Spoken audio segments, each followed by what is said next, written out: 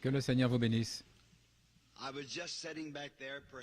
J'étais juste derrière, peut-être en train d'apprécier ce message, tout comme vous étiez en train de l'apprécier, en entendant notre frère parler des œuvres du Saint-Esprit.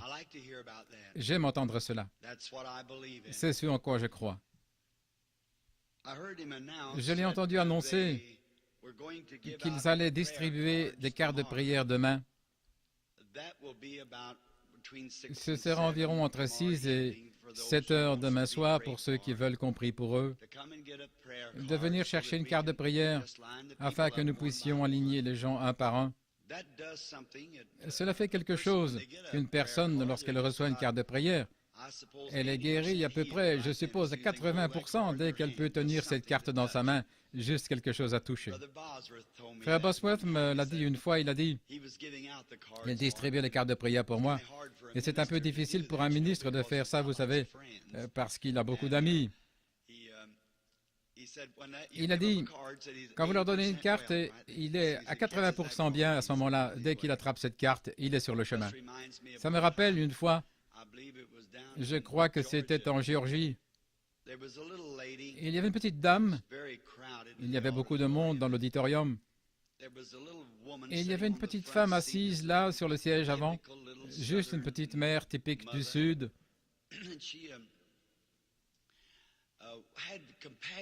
Elle avait de la compassion pour une femme qui se promenait avec un petit bébé dans les bras. Et il n'y avait aucune place debout, même pas à peine. Alors elle a pensé que c'était la raison pour laquelle elle se sentait si désolée pour la petite femme. Et elle a dit, le Saint-Esprit lui a dit, va, prie pour ce bébé. Elle a répondu, oh, je ne vais pas prier pour ce bébé. Cette mère tient une carte de prière qu'elle vient de recevoir. Frère Branham priera pour ce bébé ce soir, si elle est appelée dans la ligne de prière. Elle a dit, je n'irai jamais prier pour ce bébé. Le Saint-Esprit lui a dit, va prier pour ce bébé. Et ça restait si fort sur son cœur qu'elle ne pouvait pas se défaire de cette conviction. Au bout d'un moment, elle s'est dit, je vais donner ma place à cette femme pour qu'elle puisse s'asseoir avec le bébé et cela me donnera l'occasion de ne plus y penser. Vous savez, c'est toujours mieux d'obéir à ce que le Saint-Esprit dit de faire. Ne pas répondre, juste obéir. Vous ne comprendrez peut-être pas pourquoi, mais faites-le quand même.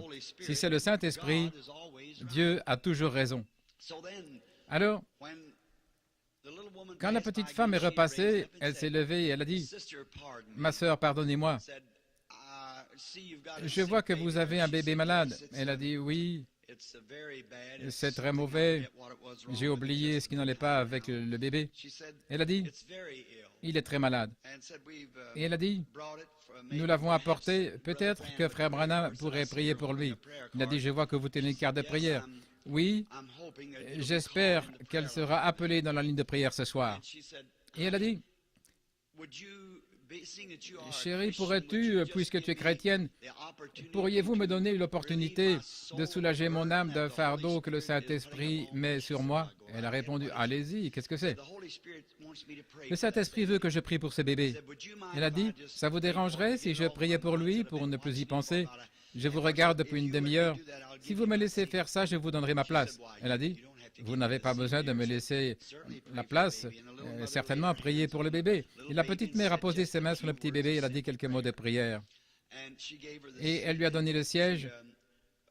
Et elle est montée au balcon, peut-être quelque chose comme ça, environ 2 ou 3 balcons là de haut. Et il y avait un monsieur là-haut qui venait de voir la dame et il a dit, « Prenez ce siège. » Eh bien, environ 5-10 minutes de là, je suis entré et j'ai parlé quelques instants et puis j'ai dit, nous allons appeler les cartes de prière maintenant. La nuit dernière, nous avons appelé à certains endroits. Ce soir, nous allons appeler à un autre endroit. Et donc, tout ce que le Seigneur a mis dans mon esprit, c'était là. Et la plupart d'entre vous connaissent la réunion. Et c'est là que j'ai appelé. Et il se trouve que cette petite mère était si heureuse parce que son bébé était en 2e ou 3e position. Quand elle est montée sur l'estrade pour qu'on prie pour elle, et bien sûr, la seule manière de le savoir, c'est sur bande, vous voyez, parce que c'est une vision. Et après que c'est terminé, je veux dire, c'est comme ça que je le comprends. Alors le Saint-Esprit a dit à la petite femme, il lui a dit qui elle était, et il a dit, « Tu as ton bébé ici pour une certaine cause. » Et c'était juste, a-t-elle dit. Et elle a dit, « Le bébé a déjà été guéri. La bénédiction est sur le bébé. » Il y avait une petite femme avec des cheveux d'une certaine couleur, portant une petite robe à carreaux. C'est elle qui se tient là au balcon. Le Seigneur vient de guérir le bébé. Vous voyez comment le Saint-Esprit travaille? Cette femme pensait que parce que j'étais l'évangéliste, oh, j'avais les pouvoirs pour faire la guérison, et que ça devait être moi. Et vous voyez, je ne pouvais pas avoir de compassion pour ce bébé comme cette mère le pouvait. Et le Saint-Esprit ne m'a pas choisi pour que je prie pour le bébé. Il a choisi la petite mère là pour prier pour le bébé. Et Dieu a honoré et guéri ce bébé. Et il est complètement guéri. Nous avons reçu son témoignage. Voyez, ça paye d'obéir à ce que l'Esprit dit de faire, de le faire rapidement. Ce soir, j'ai entendu le frère Duplessis dire qu'ils n'ont pas encore distribué de cartes de prière. Je pourrais vous expliquer un peu cela de sorte que lorsque nous commencerons le service, vous saurez exactement ce qu'il faut faire et ne pas faire. Avant cela, pour ma partie du service, je vais regarder l'horloge et je ne vous retiendrai pas trop longtemps. Et inclinons la tête un instant pour la prière. Seigneur, nous te sommes reconnaissants pour le privilège que nous avons de venir au nom de ton Fils, le Seigneur Jésus. Et nous sommes sûrs que tu entends nos prières, parce qu'il a dit, « Vous demandez au Père n'importe quoi en mon nom, je le ferai. » Nous le croyons, Seigneur, que c'est la vérité. Et nous prions pour que tu mettes en place une plateforme, comme pour parler ce soir, pour un grand service de guérison à venir, pour que beaucoup de tes enfants malades, qui meurent de problèmes cardiaques, de cancer et de tuberculose, que les médecins ont abandonné au-delà de l'aide médicale. Et la seule façon qu'ils puissent vivre est par ta miséricorde. Qu'elle leur soit accordée, Seigneur. Aide-nous, alors que nous lisons la parole, que le Saint-Esprit la plante profondément dans nos cœurs, car nous le demandons au nom de Jésus. Amen.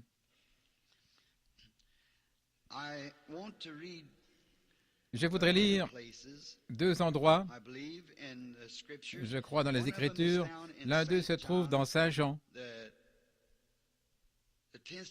le 10e chapitre, et au verset 14, je vous demande pardon, le 37e verset. Jésus parle. « Si je ne fais pas les œuvres de mon Père, ne me croyez pas. » Et dans Saint Jean 14, 12, c'est Jésus qui parle. « En vérité, je vous le dis, celui qui croit en moi, les œuvres que je fais, il les fera aussi. » Je voudrais poser cette question pour fonder ce dont je veux parler pendant quelques instants. Qu'est-ce que les œuvres de Dieu? Tant de fois, cette question a reçu une réponse, ou plutôt a été posée. Quelle est l'œuvre de Dieu? Je crois qu'on a demandé à Jésus ce qu'étaient les œuvres de Dieu afin qu'il sache ce que c'était que de les faire. Je trouverai ce soir, dans les dernières heures de l'histoire de ce monde, et le monde dans la confusion où il se trouve, religieusement parlant aussi, qu'il serait bon pour nous de savoir, d'après l'Écriture, ce que sont les œuvres de Dieu. Combien dans ce public visible aimeraient savoir ce que sont les œuvres de Dieu? Nous pourrions le savoir afin de pouvoir les accomplir. Je crois sincèrement que l'œuvre de Dieu a de nombreuses facettes. Je crois que l'Église est une œuvre de Dieu. Je crois que le missionnaire est une œuvre de Dieu. L'évangélisation est une œuvre de Dieu. Et par-dessus tout, le salut des âmes est une œuvre de Dieu. La guérison divine est une œuvre de Dieu. Et les dons de l'Esprit sont une œuvre de Dieu. On pourrait en parler sur de nombreux points différents. Et maintenant, nous aimerions savoir ce que le prophète a dit dans les Écritures. Il viendra un jour où l'on ne considérera plus ni jour ni nuit. Mais au temps du soir, il y aura de la lumière. Et je crois qu'il y avait un cantique qu'un poète a inventé un jour, la lumière du soir. La civilisation a voyagé géographiquement. Elle a commencé à l'est et elle est venue à l'ouest jusqu'à ce que nous soyons maintenant sur la côte ouest. Un soir, la semaine prochaine, le Seigneur voulant, j'aimerais parler quand l'est et l'ouest se rencontrent. Si nous allons plus loin, nous allons à nouveau à l'est, car nous traversons le continent, le globe. Nous constatons alors que le Fils ou le soleil de la lumière se lève à l'est, le Fils de Dieu. Et le Fils a traversé cet âge appelé l'âge chrétien.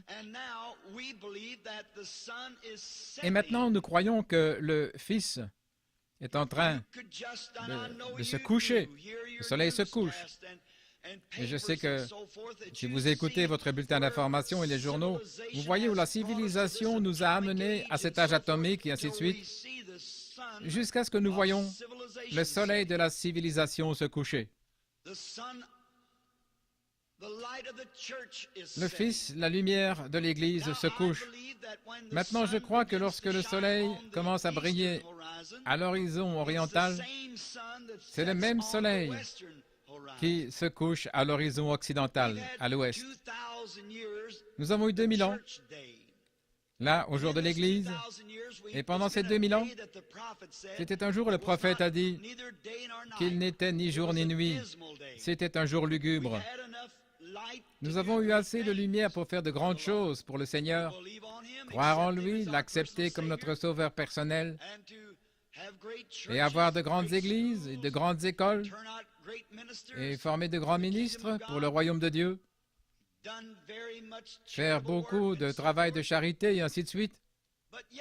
Mais pourtant, nous n'avons pas vu la lumière comme elle était au commencement, jusqu'à tout récemment, ces 30 ou 40 dernières années.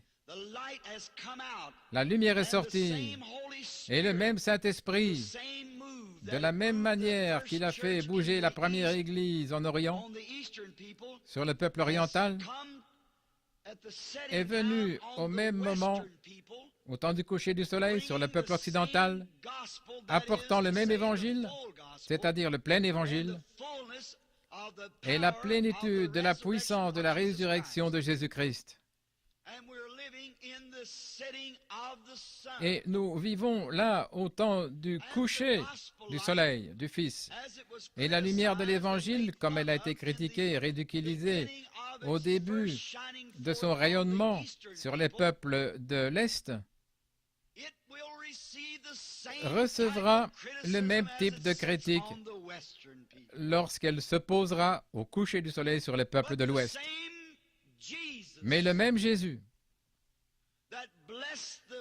qui a béni les peuples de l'Orient par son apparition personnelle, les bénit sous la forme du Saint-Esprit sur les peuples de l'Ouest. J'ai d'autres brebis qui ne sont pas de cette bergerie, a-t-il dit en s'adressant aux Juifs. Mais maintenant, dans les Écritures, nous lisons aussi qu'il est écrit que Jésus-Christ est le même hier, aujourd'hui et éternellement. C'est Hébreux 13:8, je crois. Ce Christ est le même. Alors, s'il est le même, Jésus, qui était en Galilée, et qu'il est ici sous la forme du Saint-Esprit, en Californie, il doit être le même en principe, le même en puissance, le même en attitude, juste le même Jésus. Seulement, il est sous forme spirituelle, travaillant à travers une église ou un groupe de croyants, se manifestant de la même manière qu'il l'a fait à travers un corps unique, Dieu manifesté dans la chair, dans le Fils appelé Jésus, s'il est le même. En ces jours-là, Dieu était dans son Fils, Jésus, se manifestant au monde, ce qu'il était. Et aujourd'hui, il est, par sa mort, son ensevelissement et sa résurrection, et notre justification en y croyant. Il se manifeste à nous dans la chair humaine, notre chair par le Saint-Esprit, si nous pouvons nous soumettre à ce Saint-Esprit. Et maintenant, il s'agit de savoir comment s'y soumettre. Et certaines personnes sont établies dans l'Église, certains peuvent se soumettre à la prédication, certains peuvent se soumettre facilement à l'enseignement, certains peuvent se soumettre à la prophétie, certains peuvent se donner à d'autres dons. Ainsi, tous les dons ne seront pas identiques. Ils ne l'étaient pas à l'époque. Paul a dit qu'ils ne l'étaient pas. Mais chaque homme est appelé et placé dans l'Église dans un but précis. Et si vous découvrez dans quel domaine Dieu peut le mieux l'utiliser, et si vous vous soumettez à cet endroit, à ce moment-là, vous aurez du succès. Mon doigt ne peut pas prendre la place de mon oreille, peu importe combien il a essayé. Ma bouche ne pourrait pas non plus prendre la place de mon œil. Mais chaque membre sait ce qu'il peut faire et tous se coordonnent pour faire bouger le corps. Si seulement cette Église pouvait voir ça. Si seulement vous pouviez voir ce qu'il faut pour la coordination. Il faut une coopération avec tout le corps de Christ.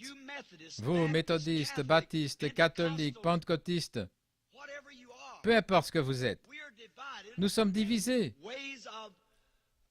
en termes de dénomination.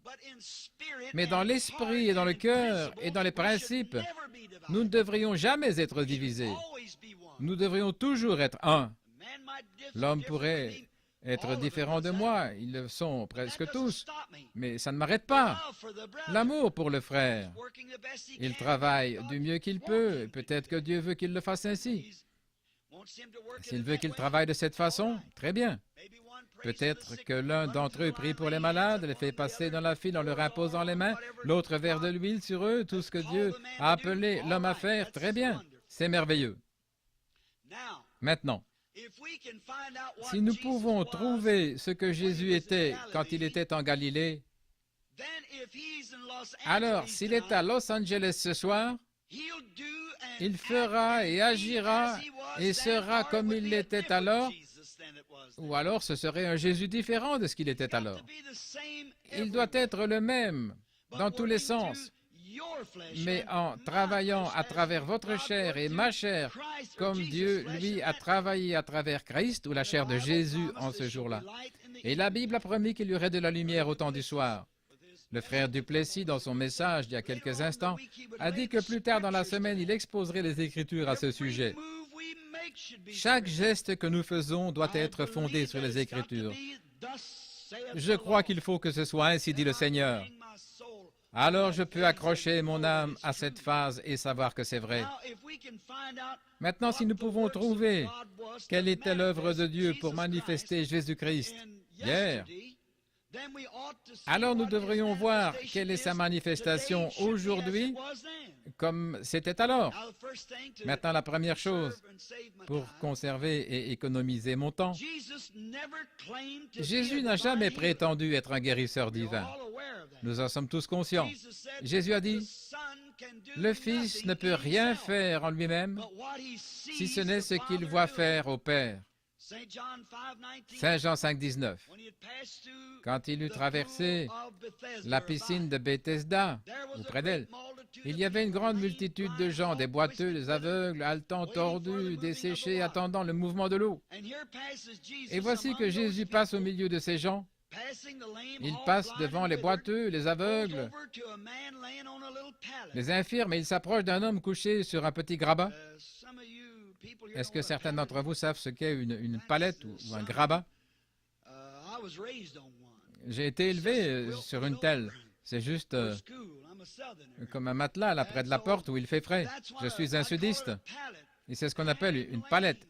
Il l'avait allongée là. Et remarquez que Jésus, passant devant toute cette multitude, plein de compassion, s'est approché de cet homme et lui a dit, « Veux-tu être guéri? » Et il répondit, « Je n'ai personne pour me mettre dans l'eau. » Maintenant, il n'était pas infirme, aveugle ou flétri. Il avait une maladie retardée, il avait depuis 38 ans. Ça n'allait pas le tuer. Et il a dit, je n'ai personne pour me mettre dans l'eau. Mais pendant que je descends, quelqu'un y entre avant moi. Et Jésus le savait, et il le cherche. Le Père lui avait montré où il était, à quoi il ressemblait. Car en vérité, je vous le dis, le Fils ne peut rien faire de lui-même. Mais ce qu'il voit faire au Père, le Fils le fait pareillement. Et il a vu cet homme et il a su qu'il correspondait à la description. Il a dit, prends ton lit et va dans ta maison. Et il s'éloigna de la foule. Il fut interrogé. Comment serait-il interrogé aujourd'hui s'il faisait cela à Los Angeles? Que se passerait-il s'il faisait une telle chose aujourd'hui? Mais ça, c'était Jésus hier. Ça devrait être Jésus aujourd'hui, s'il est le même aujourd'hui. Mais remarquons ce qu'il a fait pour accomplir son signe messianique. Maintenant, guérir les malades n'était pas exactement le signe du Messie. Tout le monde sait cela. Guérir les malades n'est pas le signe du Messie, car les prophètes ont guéri les malades des années avant la venue du Messie. Et dans ces derniers jours, la guérison des malades dans ce grand renouveau de la guérison divine n'est pas un des signes exceptionnels de la venue de Jésus, car nous avons eu la guérison divine pendant les 2000 ans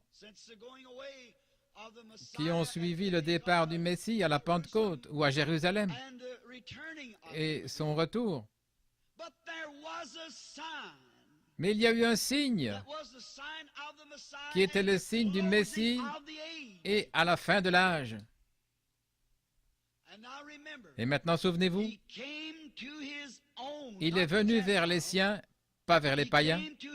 Il est venu vers les siens parce qu'il cherchait un Messie. Il ne viendra qu'à ceux qui le cherchent. Il ne sauvera que ceux qui veulent être sauvés. Il ne guérira que ceux qui croient qu'ils vont être guéris. Il ne se met jamais en avant. C'est à vous de le faire. Vous êtes sur la base du libre arbitre. Vous avez été placé sur cette base dans le jardin d'Éden pour faire votre choix. Mais il est venu vers les siens. Maintenant, selon la façon dont nous voyons les Écritures, tous les êtres humains sont issus d'un seul arbre, Adam. Après la destruction antédiluvienne, le déluge est survenu et a détruit tous les êtres humains, à l'exception des 3 fils de Noé et de leurs familles. De là sont nées toutes les nations du monde actuel, Cam, Sem et Japheth. C'est-à-dire les Juifs, les gentils et les demi-Juifs et gentils, les Samaritains, en son temps. Regardons dans les Écritures et voyons ce qu'il a fait aux Juifs pour se faire connaître comme le Messie. Je lisais dans le livre de Saint Jean. Prenons simplement Saint Jean, le premier chapitre. Et alors que nous lisons, nous découvrons qu'après avoir été tenté dans le désert, il est sorti, il a été oint du Saint-Esprit qui était en lui. Jean rapporte que, voyant Dieu descendre du ciel comme une colombe, il entendit une voix qui disait « Celui-ci est mon Fils bien-aimé, en qui il me plaît de demeurer. » Et il a habité dans le Christ, Dieu, Jéhovah, le Père, a habité dans son Fils Jésus-Christ. Il a tabernaclé là, se manifestant, montrant au monde qui il était. C'est la raison pour laquelle ses disciples ne pouvaient pas le comprendre. Ils disaient, tu parles en parabole. Tantôt c'est Jésus qui parlait, tantôt c'est le Père. C'est la même chose pour vous. Si vous êtes rempli du Saint-Esprit, tout homme qui est rempli du Saint-Esprit dit des choses qu'il sait à peine parfois ce qu'il dit. S'il est vraiment emporté par l'Esprit. Et vous les gens qui ont le don des langues, qu'en est-il de toute autre inspiration? Si c'est en anglais et non dans une langue inconnue, c'est encore une inspiration et vous la prononcez. il m'est arrivé d'être tellement inspiré par l'Esprit que je disais des choses et que j'écrivais des choses que je ne savais même pas que je faisais. Et vous l'avez fait aussi, sans aucun doute. Ce sont les œuvres de l'Esprit. Maintenant, nous allons remarquer comment Jésus s'est manifesté.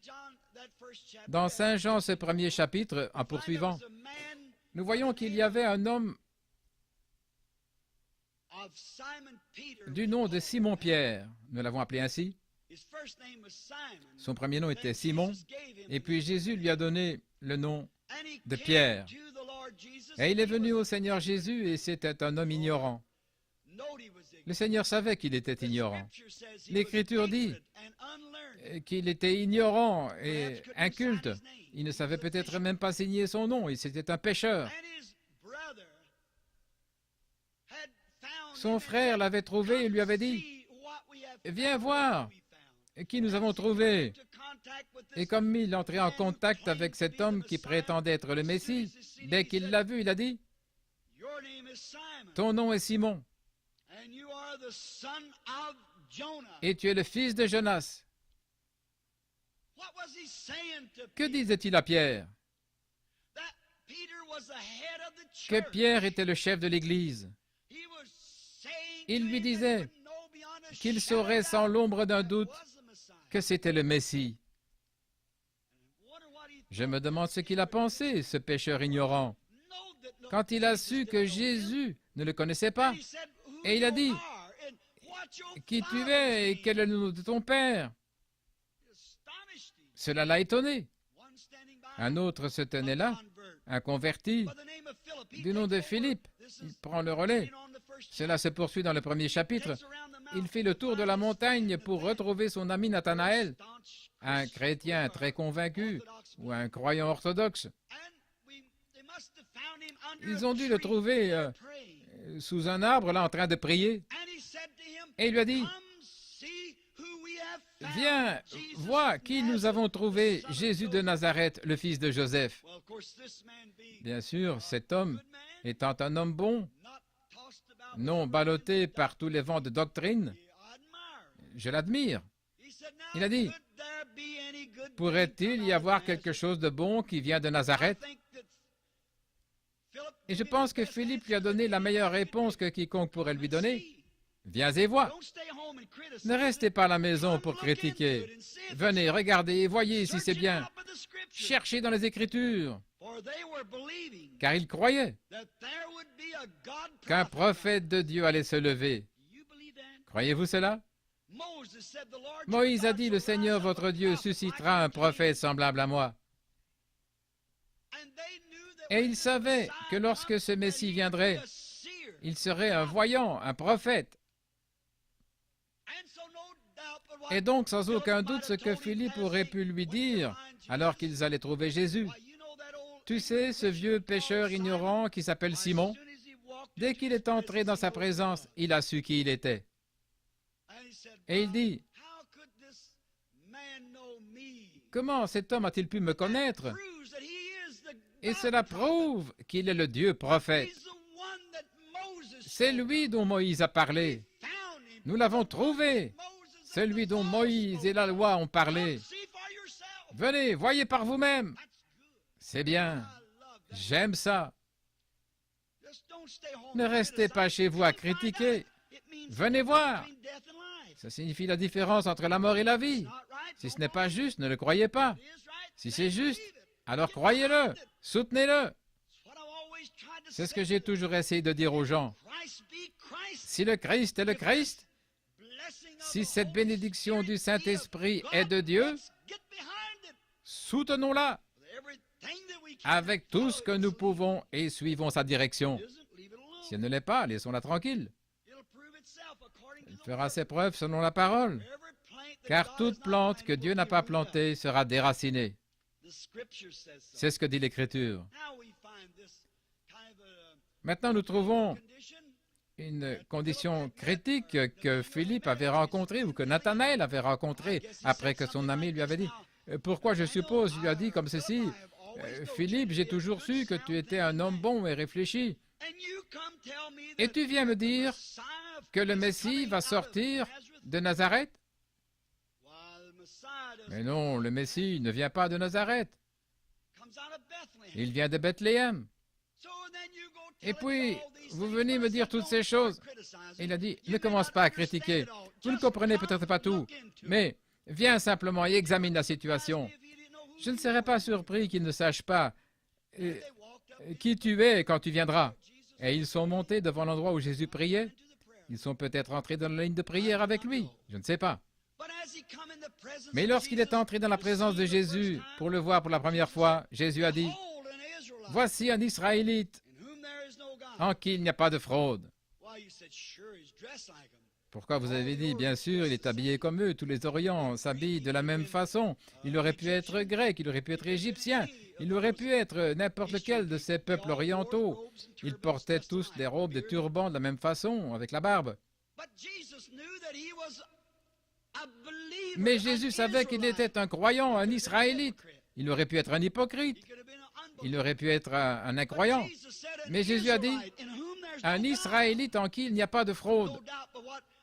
Pas de doute, mais que Philippe, dans la réunion d'instruction, à environ 15 miles autour de la montagne, l'avait instruit dans les Écritures. Il était prêt. C'est pourquoi frère Duplessis est ici, pour essayer d'instruire. Je l'ai entendu dire qu'il était dans les réunions, là, depuis 10 ans. Un homme d'honneur, un homme doit prendre sa parole. Il ne donnera pas sa propre parole, ce sera la parole de Dieu. Mais pour instruire les gens et écouter ce qu'il a à dire. Le frère Duplessis et moi, nous n'avons jamais travaillé ensemble de cette manière. Mais je l'ai entendu dire, je ne savais même pas depuis combien de temps il était présent en réunion. Je ne sais jamais, les gens vont et viennent. Mais j'ai appris à l'aimer et à savoir qu'il était un homme bon, avec une grande réputation dans le monde, parmi toutes les églises. Et Philippe, probablement, a eu là une réunion d'instruction, et quand il s'est trouvé en présence de Jésus avec Nathanaël, il a dit, « Voici un Israélite en qui il n'y a pas de fraude. » Et cela l'a étonné. Il a dit, « C'est peut-être le Dieu prophète dont Moïse a parlé, car il sera un prophète, mais il sera le Dieu prophète. » Alors il a dit, « D'où me connais-tu, Rabbi? » Autrement, tu ne m'as jamais vu, comment peux-tu savoir quoi que ce soit sur moi? Et Jésus se retourne et dit, « Avant que Philippe ne t'appelle quand tu étais sous l'arbre, je t'ai vu. » Cela a réglé la question. Il a dit, « Rabbi, tu es le roi d'Israël, tu es le Fils de Dieu. » C'était Jésus hier, et le signe du Messie hier. Ça doit être le signe du Messie aujourd'hui. Il y avait certains de ceux qui se tenaient là, bien sûr, qui ne croyaient pas, de très bons hommes érudits, des rabbins, des docteurs de la loi, de grands hommes, des hommes saints. Ils ne pouvaient pas mettre le doigt sur leur vie. S'ils devaient l'être, ils seraient lapidés. Ils sont issus d'une lignée de ministres depuis des centaines d'années. Ils connaissent toute la loi.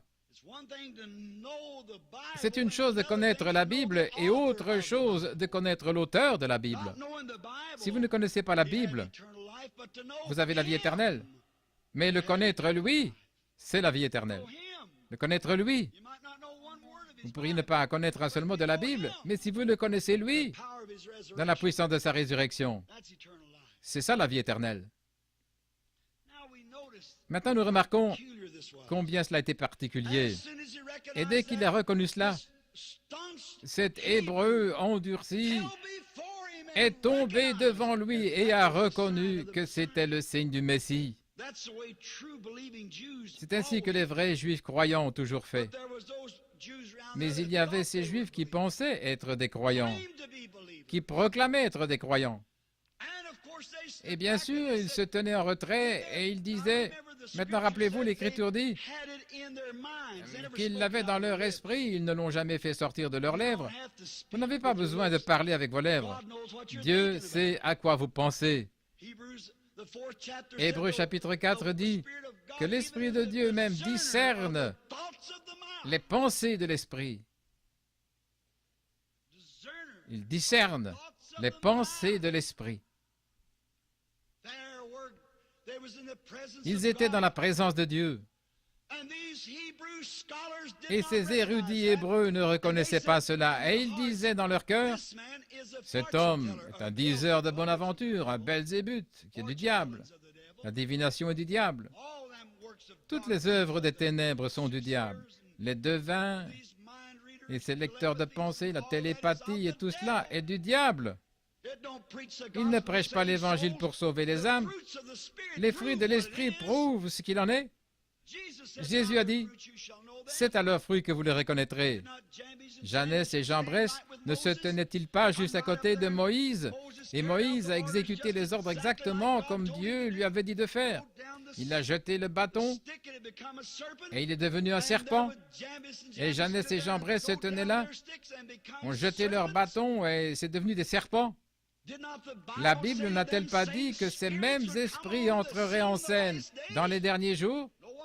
Pas étonnant que nos journaux parlent de toute cette télépathie, cette dimension et tout le reste. C'est le diable qui se lève. Mais Dieu protégera son Église. Quand l'ennemi viendra comme un fleuve, j'élèverai un étendard contre lui. C'est exact. Mes brebis connaissent ma voix. Regardez les fruits qu'elles portent. Beaucoup d'entre elles des infidèles, des incrédules. Que font-ils? Ils ne prêchent pas l'Évangile, ne prient pas pour les malades, et ainsi de suite. Ils n'essaient pas de faire le bien. Ils ne parlent que d'une personne morte ou autre, de pouvoir. Et le journal l'a répandu dans le pays. Jésus-Christ entre en scène avec sa puissance, et ils s'en moquent. Comment pourrons-nous échapper à la colère qui s'abat sur la terre? Si Dieu laisse les États-Unis s'en tirer avec cette iniquité, il sera obligé de ressusciter Sodome et Gomorrhe et de s'excuser de les avoir brûlés. C'est exact. Il est juste et honnête, vrai. Il doit être juste. Cela devient sa sainteté. Il doit lui donner un jugement. Et elle va le recevoir. Souvenez-vous de ça. Mais quand Moïse a exécuté ses ordres et qu'il y avait là un imitateur qui faisait la même chose que Moïse, Moïse ne savait pas quoi faire alors. C'est alors que la grâce souveraine de Dieu entre en jeu. C'est toujours comme ça. C'est ce qui s'est passé à Portland à cette époque, comme vous l'avez lu dans le livre. Ce maniaque était venu sur la plateforme pour me tuer parce que je prêchais cette parole. Et en Afrique, là, devant les sorciers, et en Inde, devant les saints hommes, ils les appellent tous ces faux démons. Je n'ai jamais vu un moment où l'Esprit de Dieu se tenait là et défiant cette chose et montrait cela. Littéralement, des dizaines de milliers de personnes sont tombées là devant la croix pour le croire. Bien sûr, c'est Jésus le même hier, aujourd'hui et pour toujours. Quand nous arrivons au bout du chemin, c'est le moment pour Dieu d'agir. La Bible a dit qu'ils se lèveraient, mais que leur folie se manifesterait, comme la leur. Ainsi nous voyons, c'est la façon dont Dieu se manifeste. Il s'est manifesté à travers Jésus, faisant de lui le Messie. Maintenant, pour une dernière citation, peut-être. Les Juifs orthodoxes disaient, « Cet homme est du diable. Il a l'esprit de Belzébuth sur lui. » Belzébuth était un démon. Et ils pensaient qu'il leur disait la bonne aventure ou lisait dans leurs pensées. Et maintenant, voici une chose sur laquelle je veux insister auprès de vous. Jésus s'est retourné et il a perçu leurs pensées. Pas ce qu'ils ont dit, mais ce qu'ils ont pensé. Regardez ça. Percevoir leurs pensées. Et il a dit, si vous dites une parole contre le Fils de l'homme, elle vous sera pardonnée. Mais quiconque dira une parole contre le Saint-Esprit, elle ne lui sera jamais pardonnée. Que prophétisait-il? Qu'il viendrait un jour après sa glorification et que le Saint-Esprit viendrait dans l'Église de nos jours, que le Saint-Esprit serait ici et ferait la même chose. alors une parole contre lui ne sera jamais pardonnée. C'est le péché impardonnable. Ma vieille maman du Sud me disait, c'était une femme qui prenait, là, un cas d'avortement pour un enfant, vous savez. Et puis j'ai eu d'autres pour dire que c'était un homme qui se suicidait. Ce n'est pas le cas. Ce n'est pas ça. Ce n'est pas ça le péché impardonnable. Parce que la Bible dit qu'ils appelaient l'Esprit de Dieu une chose impure. Ils ont appelé cet Esprit de Dieu qui était sur le Messie, dont ils auraient dû savoir qu'il était un prophète de Dieu qui avait été promis. Et ils ont dit qu'il était un démon. Le péché impardonnable. Il y avait une autre catégorie de personnes à qui il devait manifester cette chose. Vous pouvez continuer à parcourir les Écritures et trouver cela. Mais je veux attirer votre attention sur une autre pensée. Saint Jean 4. Jésus avait besoin de passer par la Samarie. Je me demande pourquoi. Ce n'était pas exactement dans sa ligne de route. Il était sur la route vers Jéricho. Il devait passer par la Samarie. Il avait donc besoin d'y aller. Pourquoi? Les Écritures le disent. Le Père le conduisait. Regardez la résurrection de Lazare. Quand Lazare, ils avaient envoyé Jésus pour qu'il prie, qu'il vienne prier pour Lazare. Et il a continué à aller. Et puis après tant de jours, là où le Père lui avait montré, il dit, notre ami Lazare dort. Il se porte bien. Puis il dit dans leur langue, il est mort. Et c'est à cause de vous, je suis heureux de ne pas avoir été là. Parce qu'il l'avait persuadé de prier ou de guérir Lazare. Mais le Père lui avait dit ce qu'il devait faire. Il ne pouvait pas briser les paroles de Dieu. Ça devait être ainsi. Il a dit, mais je vais le réveiller. Regardez cette tombe, Père, je pense que tu m'as déjà entendu. Mais je le dis, pour ceux qui sont ici aux alentours, Dieu lui avait montré une vision pour quitter cette ville. Il lui avait montré la mort de Lazare. Car, disait-il, je ne fais rien sans que le Père me le montre. Et puis voici qu'il revient, et il savait que la résurrection allait être certaine, parce que Jésus lui avait montré, et il lui a parlé, et cet homme mort a vécu. Ces gens de Samarie, ils étaient à moitié juifs et païens. Ils avaient assez de sang juif et assez de religion jusqu'à ce qu'ils cherchent le Messie. Un jour, Jésus est venu et s'est installé, quelque chose comme cette petite panoramique ici, le puits, et tous les disciples sont entrés pour prendre de la nourriture.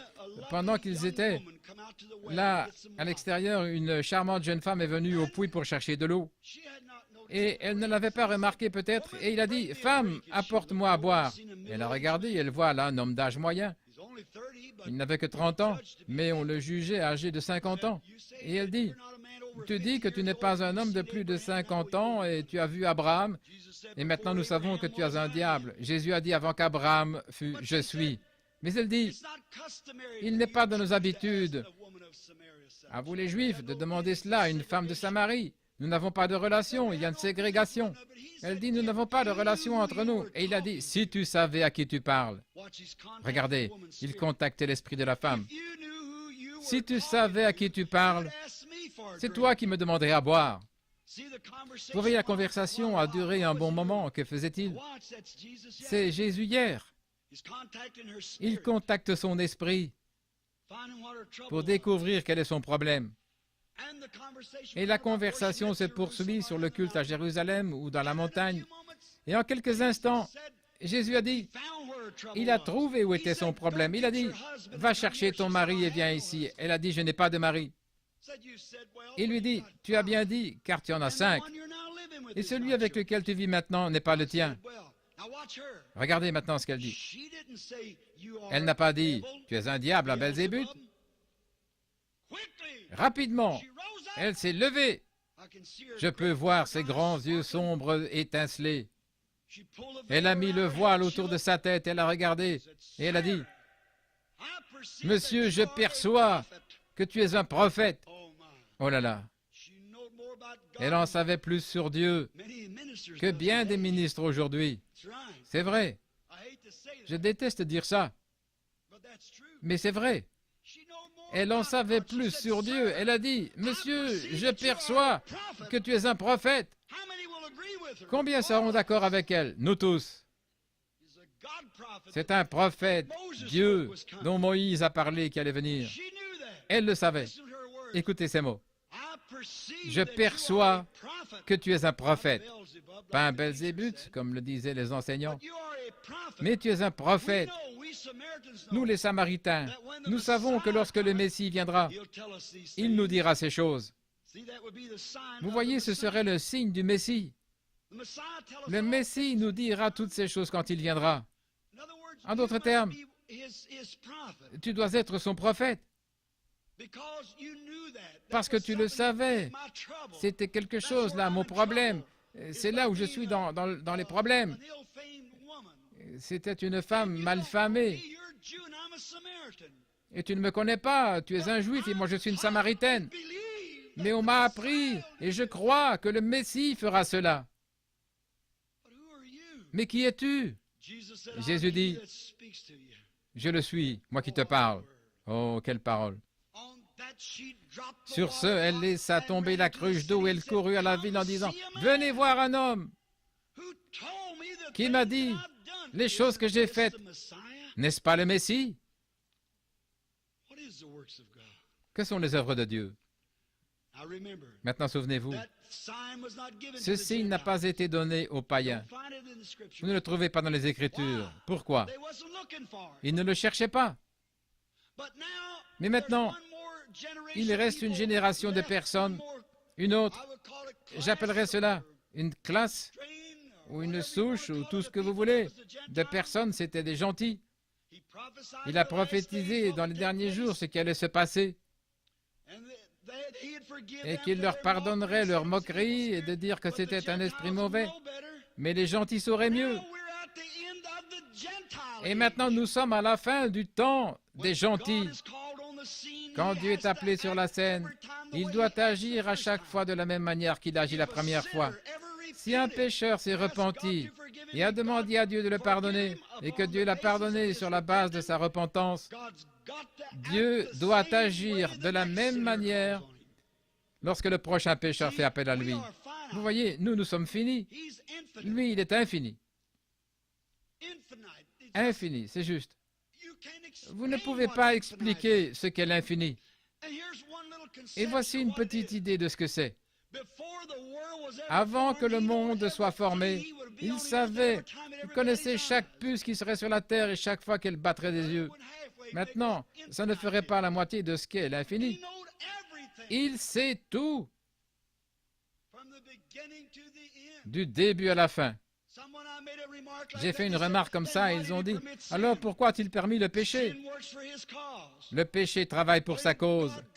Et Dieu a habité là toute la grande gloire. S'il n'avait pas eu de pécheur, il n'aurait jamais été un sauveur. En lui se trouvaient les attributs d'un sauveur.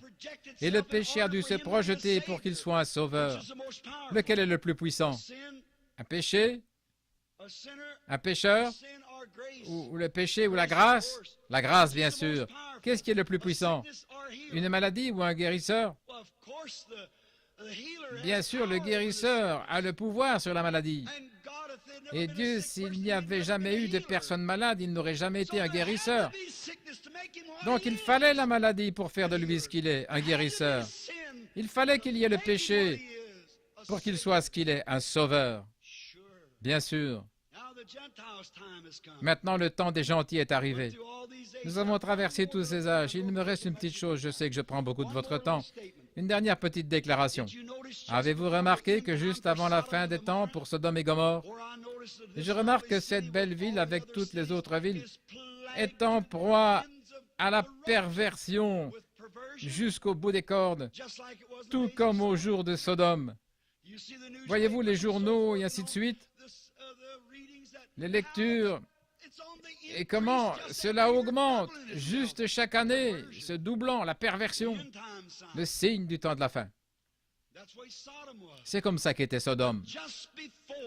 Mais juste avant, maintenant il y a deux classes de personnes ici, trois classes.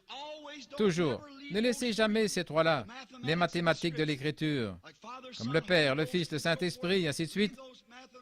Laissez ces mathématiques. Si vous restez avec eux, l'image se mettra en place d'elle-même, comme si vous mettiez votre puzzle ensemble. Maintenant, à Sodome, il y avait des pécheurs qui n'avaient pas de confession. Il y avait Lot et sa femme et ses enfants. qui avait la confession. Et il y avait Abraham, qui était l'élu. Vous croyez qu'il y a un élu? Des élus par la présence de Dieu? Bien sûr que vous le croyez. Tout lecteur de la Bible le croit. Maintenant, remarquez, juste avant la fin des temps, qu'était-ce? Juste avant que le feu ne tombe. Ils avaient eu message après message, avertissement après avertissement, par Lot qui prêchait. C'était le pasteur, Lot. La Bible dit que les péchés de cette nation ont vexé son âme juste. Et il leur a prêché. Mais ça n'a servi à rien. Ils l'ont détourné comme de vaines histoires, comme ils le font aujourd'hui avec le pasteur. Ils disaient des bêtises. Mais 3 hommes sont descendus du ciel. Remarquez, l'un d'eux s'arrêta et parla à Abraham. 2 d'entre eux, un Billy Graham moderne, et ainsi de suite, descendirent à Sodome et prêchèrent pour le réveil, appelant ceux qui étaient éligibles pour être appelés. Mais remarquez, l'un d'eux est resté avec Abraham. Maintenant, regardez l'image ici. Ils étaient partis, et il a dit, est-ce que je garderai quelque chose secret à Abraham, vu qu'il est l'héritier du monde? Et il gardait son dos à la tente, et Sarah resta dans la tente. Elle était peut-être en train de réparer ou de tricoter ou de faire quelque chose dans la tente. Et cet homme, dans une chair humaine, et cependant c'était Dieu. Abraham a dit que c'était Dieu. Il l'a appelé Elohim, le grand Jéhovah. Mais il était dans une chair humaine qui mangeait la viande d'un veau et buvait le lait de la vache et il mangeait du beurre et du pain de maïs. C'était un homme. Et pourtant, il était Dieu. Mais Dieu montrait là quelque chose aux élus, à l'Église aujourd'hui, et leur donnait leur dernier signe juste avant la chute du feu. Il avait le dos tourné, et il a dit à Abraham, comme ceci, ça fait maintenant 25 ans que tu attends ce bébé. Tu as 100 ans. Sarah en a 90. Mais je vais te visiter le mois prochain, selon le temps de la vie. Et Sarah, à l'intérieur de la tente, et la Bible dit que l'ange avait le dos tourné à la tente. Qu'est-ce qu'un ange? Un messager. Il avait le dos tourné, et la Bible dit qu'il avait le dos tourné à la tente. Et Sarah était dans la tente, et quand il a dit cela à Abraham, Sarah a ri en elle-même. Et il a dit, pourquoi Sarah a-t-elle ri? Quelque sorte de télépathie était-ce? Pourquoi Sarah a-t-elle ri? Elle a dit, je n'ai pas ri. Il a dit, oh si, tu as ri. Oh, elle était effrayée. Elle se demandait, c'était plus qu'un homme qui pouvait savoir, dos à la tente et son dos derrière les rideaux et rire. Comment l'a-t-elle su? Il devait être plus qu'un homme. C'était Dieu qui se manifestait dans la chair humaine. En quelques instants, ils ont offert un sacrifice et il a disparu devant eux. C'était Dieu. Qu'était-ce? Le dernier signe que l'Église élue a eu avant la destruction. Maintenant, gardez ça à l'esprit. Les Samaritains, dès que leur signe leur a été donné, ils sont sortis, ils l'ont entendu et ils ont cru. Des années ont passé. L'Église païenne a vu le jour. Elle a eu 2000 ans d'Église et de réveil, et ainsi de suite. Et ça a été merveilleux. Il y a 40 ans, quand Mme Macpherson et beaucoup de grands saints qui vivaient à cette époque, quand le Saint-Esprit a été déversé sur l'Église et que de grands dons ont commencé à être restaurés comme les langues inconnues et l'interprétation, de grands services de guérison et des anges qui chantent dans les temples et ainsi de suite, c'était formidable. Mais nous sommes à la fin des temps maintenant. Nous sommes environ 50 ans plus tard. Maintenant, est-il le même? Hier, aujourd'hui et pour toujours? Connaît-il le secret du cœur? Va-t-il toujours garder sa parole? Et si Dieu s'est fait connaître à travers Jésus comme le Messie par ce signe, il serait injuste et leur a donné quelque chose qu'il ne nous a pas donné. S'il ne se manifeste pas de la même manière à cette Église aujourd'hui, s'il l'a fait aux Juifs et aux Samaritains, il est obligé, par sa sainteté et par sa justice, de se manifester à la fin de cet âge, car nous vivons à la fin du jour de cette dispensation chrétienne. Prions. Seigneur, grand Dieu des cieux et de la terre, qui a fait toutes choses par Jésus-Christ, ton Fils, pardonne-nous, Seigneur, nos péchés et nos manquements. Et quand nous parlons de péché, Seigneur, tu sais qu'il n'y a qu'un seul péché, et c'est le péché d'incrédulité. Car celui qui ne croit pas est déjà condamné. Peu importe combien il est juste, combien il a fait, et ce que nous avons fait, cela ne fait aucune différence. Nous devons croire. Et je prie, Dieu, que tu instilles dans nos cœurs la puissance de Jésus ressuscité. Que nous ne soyons pas ce genre de personnes qui regardent un cadeau. Ne soyons pas le type de personnes, comme cela nous a été exprimé par le frère Duplessis ce soir, pensant que la personne qui apporte le message n'a rien à voir avec cela, pas plus que l'obéissance à Dieu et à sa volonté. Il faut bien que quelqu'un le fasse. Aucun de nous n'est digne. Et nous confessons que nous ne sommes pas dignes, mais c'est ta grâce qu'il a promis. Et tes paroles sont véritables. Je pense, Seigneur, en tant que petit garçon, à la lecture d'Amy Semple McPherson et les critiques que nous trouvions parfois dans les journaux qui disaient qu'elle prétendait guérir les gens. Comment nous avons découvert à quel point c'était faux. Et nous avons lu et entendu parler des grands hommes, du Dr. Price et de F.F. Bosworth, et des grands saints qui ont vécu avant ce jour. Ils ont tous regardé et prophétisé du jour à venir, où l'Église recevrait la manifestation de la présence de son Sauveur parmi eux, de manière plus grande qu'elle ne le recevait alors. Ô Seigneur, écoute-moi et réponds à mon humble cri. Et je te prie, Seigneur, que les hommes et femmes ici et partout ailleurs, et ceux qui se rassembleront, puissent-ils ne pas penser qu'il s'agit d'un simple homme, mais puissent-ils réaliser